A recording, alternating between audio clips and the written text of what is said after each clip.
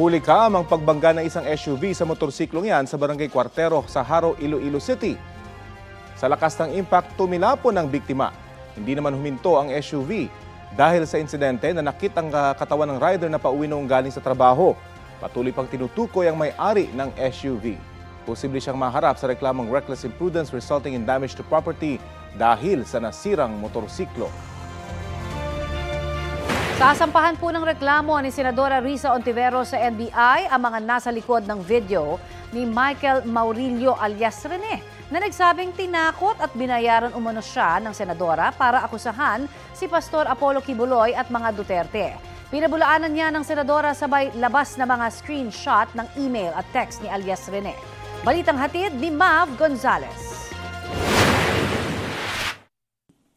Sinungaling na nga nang haharas pa. Mariin ang pagtanggi ni Senadora Risa Ontiveros sa mga pahayag ni Michael Maurilio alias Rene.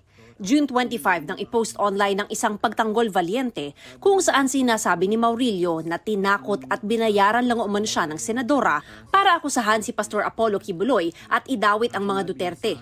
Kabilang sa mga isinawalat niya noon sa Senado ay ang pang-aabuso umano ni Kibuloy sa ilang babaeng miyembro ng Kingdom of Jesus Christ. Michael exposed people who trusted the Senate with their stories. And these are people who were already afraid. Now they are in danger. Again, yan ang talagang kinagagalit ko. Hindi lang ito paninira. Giit ng senadora, si Maurilio raw ang paulit-ulit lumapit sa opisina niya mula December 2023 at nag-volunteer na tumestigo laban kay Kibuloy. Naglabas pa siya ng mga screenshot ng email at text bilang resibo. Siya mismo ang gumawa at nagbigay sa aking opisina. Andoon na ang pangalan ng mga Duterte. Walang pumilit. Siya ang nagkusang loob. No one paid him. No one coerced him. Ilang araw bago lumabas ang video, nag-message pa raw si Maurilio sa opisina ni Ontiveros noong June 22 at 23. Michael was the one frantically messaging my staff. Sabi niya, quote, "Help me, kinidnap ako at tinatakot ako ng kingdom. Dito ako kinulong sa Glory Mountain." Nireport daw nila ito sa PNP Davao. Pero habang inaaksyon na ng pulisya, biglang lumabas naman ang video ni Maurilio na binabawi ang mga nauna niyang pahayag sa Senado. Ayon kay Ontiveros, hindi niya alam kung sino ang nasa likod ng video. Pero ang turing niya rito, witness tampering, fake news, psychological warfare. This isn't just an attack on my office. This is an attack on truth-telling.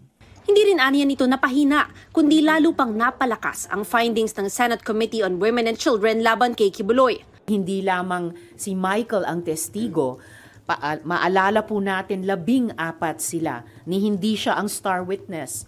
At yung iba sa 13 pang witness na yon ay nag-reach out na sa opisina ko para sabihing handa nilang patunayan. Sabihin muli na sila'y nagtestigo ng malaya at hindi sila binayaran. Ayon kay Ontiveros, sa Miyerkules ay magsasampa sila ng reklamo sa National Bureau of Investigation o NBI laban sa mga nasa likod ng video, kabilang na si Maurilio. Pinag-aaralan din niya ang pagsasampa ng kasong kriminal. Hinihingan pa namin ng komento ang kampo ni Kibuloy at Duterte. Mav Gonzalez nagbabalita para sa GMA Integrated News. Ito ang GMA Regional TV News. Mainit na balita mula sa Luzon, hatid ng GMA Regional TV. Patay sa pananaksak ng sariling kapatid ang isang lalaki sa Mangaldan, Pangasinan. Chris, ano daw ang dahilan nitong sospek na kapatid pa niya? Connie, hindi raw kasi nagustuhan ng sospek ang paggising sa kanya ng kanyang kapatid na ginawa lang daw ng biktima dahil isinugod sa ospital ang anak ng sospek. Kwento ng kanilang kaanak, nakainom ng alak ang sospek nang umuwi sa kanilang bahay sa Barangay Bari at uminom pa ulit sa bahay bago matulog. Hinala nila, nasa impluwensya rin ng iligal na droga ang sospek kaya nagawa ang krimen. Natutulog na raw noon ang biktima ng pagsasaksakin siya ng kapatid. Tumanggi magbigay ng pahayag ang sospek pero humiin na raw siya ng paumanhin sa kanyang pamilya. Desidido ang kanilang pamilya na sampahan siya ng reklamo.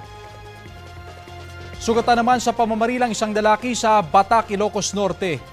Base sa investigasyon, nakatambay noon sa isang car wash establishment ang biktima nang may humintong riding in tandem. 2 beses siyang binaril nang nakaangkas. Tumakas ang mga salarin.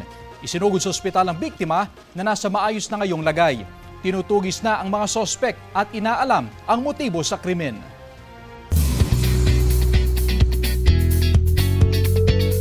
Tuesday latest na mga mare at pare. Panalo ang ilang Kapuso stars at programs sa 53rd Box Office Entertainment Awards. Si Kapuso Primetime Queen Marian Rivera, Film Actress of the Year para sa pelikulang Balota. Phenomenal box office king si Asia's multimedia star Alden Richards.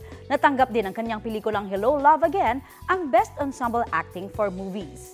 Movie Supporting Actor of the Year naman si Kapuso Primetime Action Hero Ruru Madrid para sa pelikulang Green Bones. Hinirang na Daytime TV Drama Actor of the Year si Richard Yap.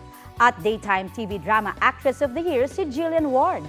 Para yan sa kanilang hit GMA Afternoon Prime series na Abot Kamay na Pangarap na natanggap din ang Most Popular Daytime Drama TV Program of the Year.